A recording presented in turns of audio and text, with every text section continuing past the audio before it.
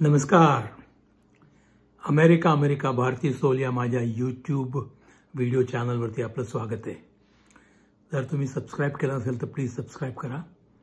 Interesting stories तुम्हाला कळतील.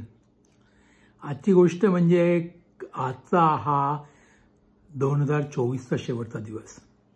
State of Florida जिथे मी प्रॅक्टिस करतो तिथे आम्हाला दर 2 वर्षांनी लायसन्स म्हणजे मेडिकल लायसन्स रिन्यू करायला लागतो.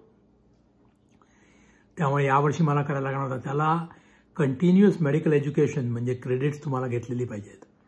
स्टेट ऑफ फ्लॉरिडाच्या रिक्वायरमेंटप्रमाणे साधारण 40 क्रेडिट लागतात.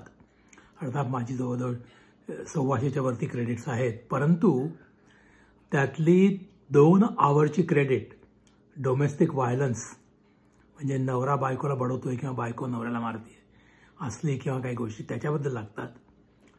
2 आवर्स ह्युमन ट्रॅफिकिंग यावरती लागतात आणि 2 आवर्स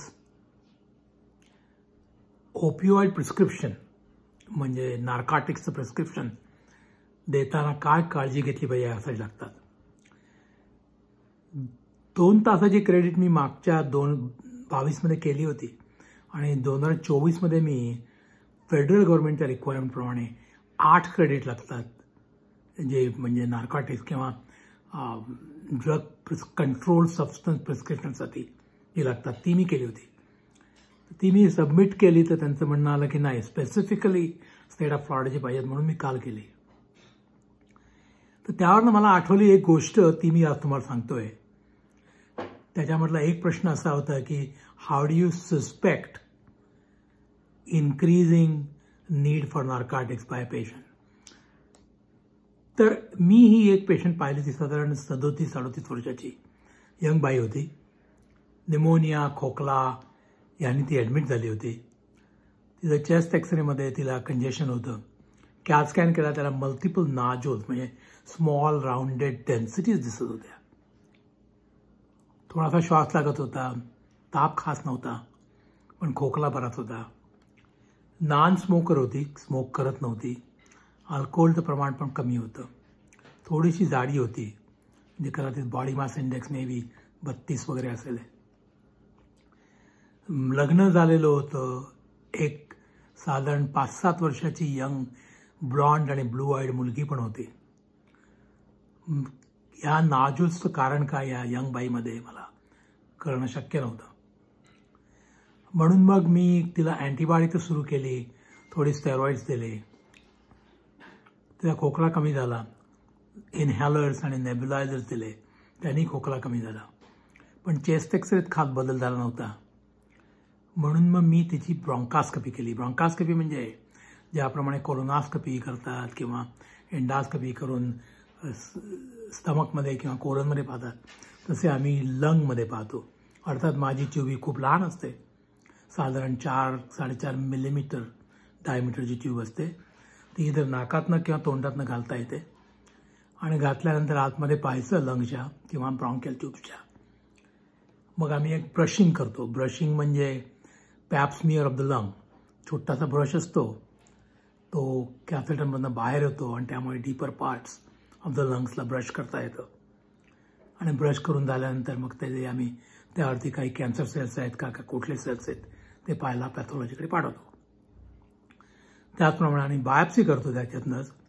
आता या बायोप्सीज खूप लहान असतात कारण तो 4-4.5 मिलीमीटरचा ट्यूब त्यातनं बायोप्सी करण्याचं जी भोक असतं ते 2 मिलीमीटर असतं. त्यामुळे अमाऊंट ऑफ टिश्यूज त्या बाईट करून ज्या आम्हाला मिळतात ते लहान असतात. पण कॅन्सर आणि काही गोष्टी डायग्नोज करायला त्यांचा उपयोग होतो. तर मी ती पण केली. सो म्हणजे मी ब्रॉन्कास्कोपी केली. आतमध्ये पाहिलं इन्फ्लमेशन होतं. दुसरं खास काही नव्हतं. ब्रशिंग केलं आणि बायोप्सीज केल्या आणि मग आम्ही 40-50 cc सेलिन किंवा सलाईन टाकून ज्याप्रमाणे एखादं भांडं आपण मिसळून घेतो नाही का आंब्याचा रस केल्यानंतर त्याच्यामध्ये टाकून आपण पियूष करतो. भांडं हलवून मग प्यायला मजा येते. तसं याच्यामध्ये 40-50 cc सलाईन टाकून तो सक करायचं त्यातलं जे मिळेल थोडं परत आणि ते निरनिराळ्या गोष्टींसाठी पाठवायचं. त्याच्यामध्ये सेल्ससाठी पाठवता येतं.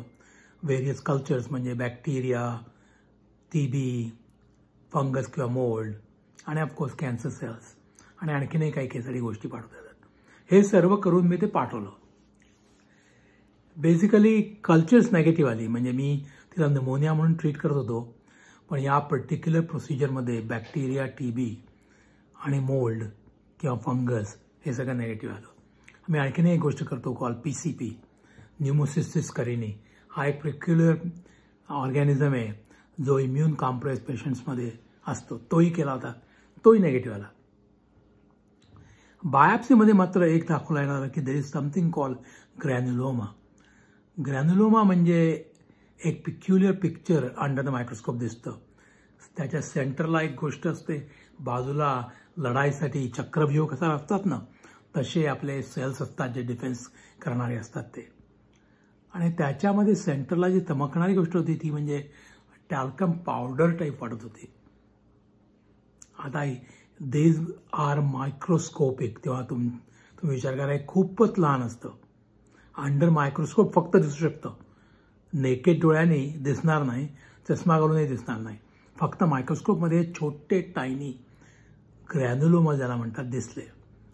म्हटलं ह्या बाईला ग्रॅन्युलोमास का आहेत, आणि तो पण मध्ये सेंटरला टॅल्कम, काही कळलं नाही. यंग बाई, डायग्नोसिस पूर्णपणे एस्टॅब्लिश झालेलं नाही, ट्रीटमेंट कशी देणार. म्हणून मग मी थोरॅसिक सर्जन म्हणजे चेस्ट सर्जनला बोलवलं. त्यांनी अंडर ॲनेस्थीजिया 2 रिब्समध्ये छोटासा कट मारून बायोप्सीज केल्या. त्या बायोप्सीचा साईज लिटल बिट मोठा असतो, अर्थात ही सर्जरी असते. मी करतो ती सालप एंडोस्कोपी असते.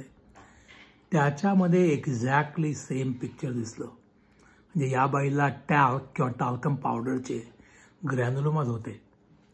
टॅल्कम पावडरचा ग्रॅन्युलोमा या बाईला कसा झाला हे कोडं होतं. कारण की असं म्हणतात की पूर्वी जेव्हा काही आया त्यांच्या मुलांना, काय इन्फंटला, मुलींना ड्राय ठेवण्यासाठी टॅल्कम पावडर टाकायच्या खूप, ती इनहेल होऊन असे ग्रॅन्युलोमा तयार होऊ शकतात. काही वेळा हेअर ड्रेसर्स, केस कापणारे निरनिराळ्या प्रकारचे स्प्रे वापरतात किंवा टॅल्कम पावडर वापरतात. ती खूप वापरली तर असं होऊ शकतं असं मला माहिती होतं. पण या बाईला टाल्क ग्रॅन्युलोमा का झाला. ही बाई स्मोक नाही करत, ड्रिंक नाही करत, दुसरी काहीच हिस्ट्री नव्हती. आणि मग मी पॅथॉलॉजीशी बोललो आणि माझ्या लक्षात एक गोष्ट आली. काही ड्रग ॲडिक्ट्स जे नार्कोटिक्सच्या गोळ्यांवरती जगत असतात आणि गोळ्या घेतल्या तर त्याचा जो इफेक्ट असतो की धुंद येते किंवा जी किक येते ती येत नाही, कारण की गोळ्या पोटात जातात, तिथून ब्लडमध्ये ॲब्सॉर्ब होतात. त्यामुळे तशी किक येत नाही जी तुम्ही जर इंट्राव्हिनसली डिरेक्टली ब्लडमध्ये तेच ड्रग इंजेक्ट केलं तर. आणि आता अर्थकोर्स त्यांना मेन लायनर म्हणतात किंवा स्किन पॉपर, म्हणजे ते असे टाकतात, स्किनमध्ये टाकतात. तर हे असं जे ड्रग एडिक्शन असतं ते असण्याचा चान्स होता, पण या बाईकडे पाहून तसं वाटत नव्हतं. या बाईला पूर्वी एकदा ब्लड क्लॉट होऊन गेला होता आणि त्यामुळे ती ब्लड थिनरवरती पण मरती. ही हिस्ट्री मला कळताना माझ्या लक्षात काय गोष्टी ते आलं. मी तिला कन्फ्रंट केलं, तिने डिनाय केलं, पण जे मला वाटलं ते मी तुम्हाला सांगतोय. काही लोक गोळ्या, ज्याच्यामध्ये गोळी तयार करण्यासाठी औषधाबरोबर चॉक किंवा टॅल्कम पावडर टाकतात. त्या टॅल्कम पावडरच्या मेनली कार्बन असतं की ज्याने गोळी तयार करता येते. तर तो जो इनर्ट सबस्टन्स असतो ज्याच्यामध्ये मेडिसिन नसतं, असा सबस्टन्स टाकून आपण गोळी घेतो. परंतु किक येण्यासाठी हे लोक ही गोळी पाण्यामध्ये डिझॉल्व करतात. पाण्याने डिझॉल्व केल्यानंतर ती इंजेक्ट करतात ब्लडमध्ये डिरेक्टली, त्याला मेन लायनर म्हणतात. आता ह्यांची जी पार्टिकल्स असतात ती खूप मोठी असतात, त्यामुळे ती लंगमधल्या ब्लड वेसल्समध्ये अडकतात आणि त्यांनी त्यांना ब्लड क्लॉट झाल्यासारखी सिम्पटम्स होतात. आणि मग बॉडीच्या रिॲक्शन त्याच्या भोवती तयार होते, which is called foreign body granuloma. Talcum powder किंवा चॉक हे फॉरेन बॉडी असतात, त्याच्या भोवती शरीराची जी रिॲक्शन होते त्याला फॉरेन बॉडी ग्रॅन्युलोमा म्हणतात.